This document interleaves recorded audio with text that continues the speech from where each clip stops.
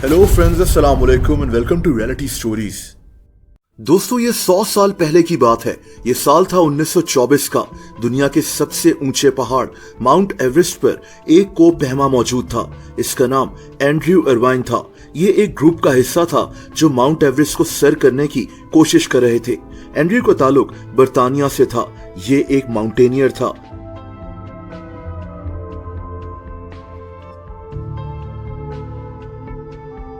इसे पहाड़ों को सर करने का जुनून था।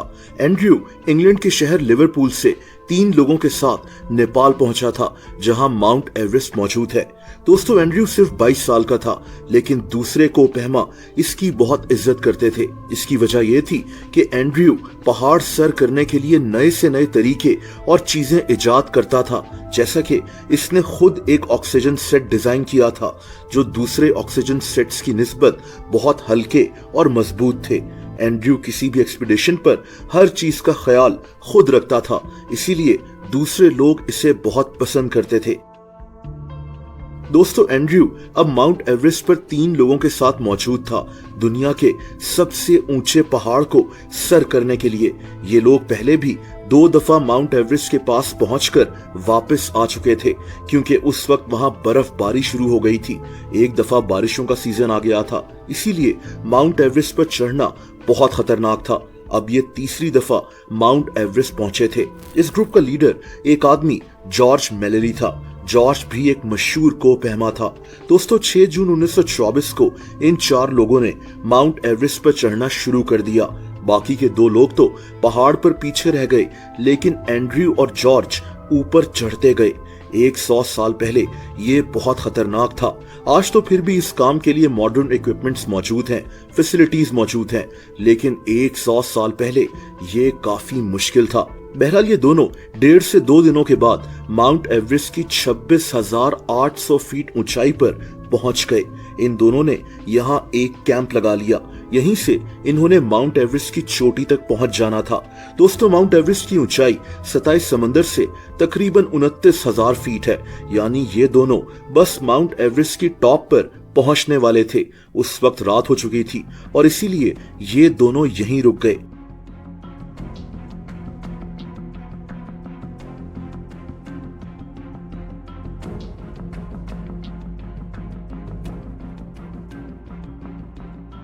अगली सुबह इन्होंने फिर से चढ़ाई शुरू करनी थी और कुछ ही देर में माउंट एवरेस्ट को सर कर लेना था। दोस्तों, 8 जून की सुबह ये दोनों कब उस कैंप से रवाना हुए कोई नहीं जानता।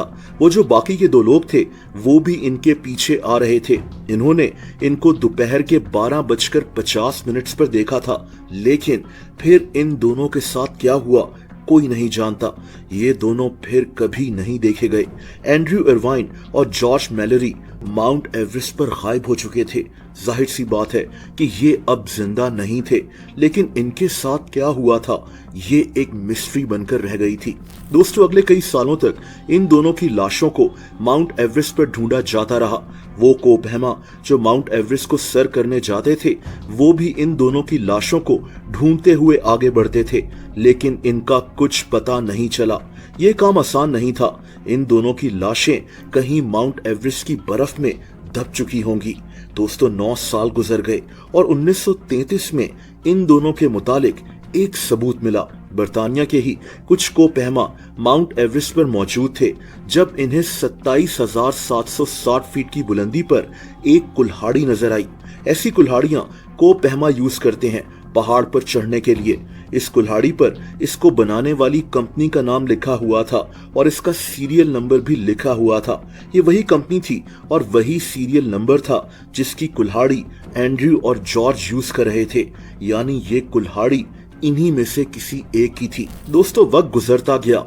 इनमें से किसी एक की कुल्हाड़ी तो मिल गई, लेकिन अभी तक इन दोनों की बाकियात को माउंट एवरेस्ट पर तलाश किया जा रहा था। पहाड़ सर करने वाले लोगों की कम्युनिटी में ये एक मिस्ट्री बन गई थी।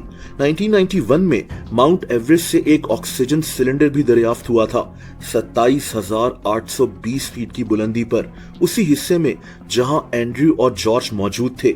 यानी ये ऑक्सीजन सिलेंडर भी इन्हीं का था। लेकिन दोस्तों, 1999 में फाइनली इनमें से एक आदमी की लाश माउंट एवरेस्ट से मिल गई।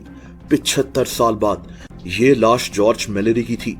इसकी लाश माउंट एवरेस्ट की 26,755 फीट की बुलंदी से मिली थी। इसके पेट पर अभी भी वो रस्सी बंधी हुई थी जिसकी मदद से ये पहाड़ पर चढ़ रहा था। इसकी लाश से ये भी पता चला कि ये और एंड्रयू शायद एक ही रस्सी से बंधे हुए थे और दोनों स्लिप होकर पहाड़ से नीचे गिर गए। जॉर्ज की बॉडी से यह भी पता चला कि इसको गिरने से बहुत मामूली चोट आई थी, यानी ये स्लिप होकर गिरा और शायद जिंदा बच गया, लेकिन फिर इसके साथ कुछ और हुआ और इसकी मौत हो गई। इसके माथे पर चोट का बड़ा सा निशान था और शायद यही वजह थी इसकी मौत की। हो सकता है कि इसकी अपनी कुल्हाड़ी इसके सर पर लग गई हो या फिर इसका सर किसी पत्थर से टकरा गया हो और उसकी वजह से इसकी मौत हो गई हो। दोस्तों, जॉर्ज की बॉडी बहुत अच्छी हालत में थी। इतनी ऊंचाई पर बर्फ में शदीद सर्दी में इसकी लाश को ज्यादा नुकसान नहीं पहुंचा था। इसके कपड़ों के अंदर इसके गॉगल्स मौजूद थे, यानी इसकी मौत रात में हुई थी। इसका मतलब ये था कि जॉर्ज और एंड्रयू माउंट एवरेस्ट के ऊपर पहुंच गए थे। इन्होंने वहां काफी वक्त गुजारा। रात हो गई और ये रात को ही नीचे आने की कोशिश करने लगे। तभी जॉर्ज की जेब में इसके गॉगल्स थे। बहरहाल जॉर्ज की बॉडी तो मिल गई, लेकिन एंड्रयू की लाश अभी भी लापता थी। दोस्तों, वक्त गुजरता गया और मजीद 25 साल गुजर गए और फिर 1 महीना पहले एंड्रयू के मुतालिक एक सबूत सामने आ गया। एंड्रयू को लापता हुए 100 साल हो चुके थे। पिछले महीने नेशनल ज्योग्राफिक की एक टीम माउंट एवरेस्ट पर मौजूद थी जब इन्हें यहां से एक जूता मिला। दोस्तों, इस जूते के अंदर एक पांव भी मौजूद था, कटा हुआ पांव।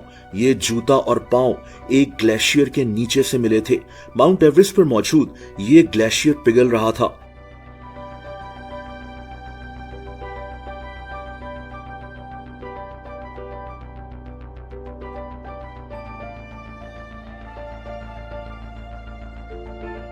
दोस्तों, ये जूता और ये पांव एंड्रयू इरवाइन के थे। 100 साल पहले लापता हुए एंड्रयू की बाकियात फाइनली मिल चुकी थी। इसी दौरान इस टीम को एक ऑक्सीजन बोतल भी मिली थी। ये बोतल भी एंड्रयू की ही थी। 100 साल बाद माउंट एवरेस्ट पर लापता हुए एंड्रयू का केस भी फाइनली सॉल्व हो चुका था।